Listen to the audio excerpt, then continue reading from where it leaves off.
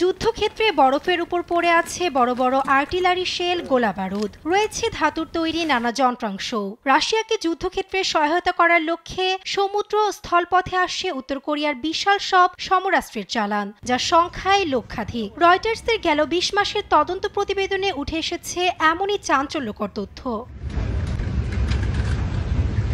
শুধু সমরাস্ত্র সরবরাহই নয়, নিজেদের সামরিক সক্ষমতা ঝালাই করে নিতে কিংবা ইউক্রেন যুদ্ধে পুতিনের আস্থাভাজন হতে সেনা দিয়েও ক্রেমলিনের পাশে থেকেছে উত্তর কোরিয়া। ফলে যুদ্ধক্ষেত্রে কিয়েভকে ধরাশায়ী করতে বেগ পেতে হয়নি রাশিয়ান প্রেসিডেন্ট পুতিনকে।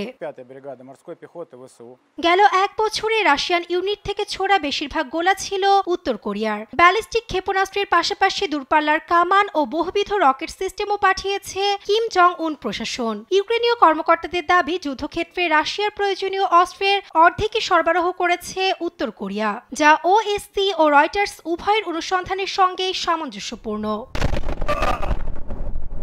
যদিও গেল বছর ২১ সেপ্টেম্বর টিখরৎস্ক অঞ্চলে একটি সরবরাহ কেন্দ্র লক্ষ্য করে বোমা হামলা চালায় ইউক্রেন। এতে কেন্দ্রটির প্রায় ৯০% সরবরাহ ধ্বংস হয়ে যায়।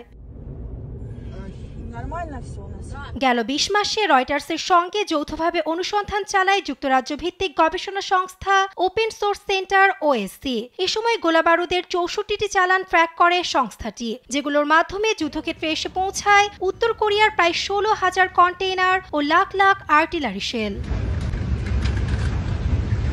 রয়টার্সের সাম্প্রতিক এ অনুসন্ধান নিয়ে কোনো মন্তব্য করেনি রাশিয়া, উত্তর কোরিয়া কিংবা Ukraine. Nasrin Akter, news desk, Desh TV.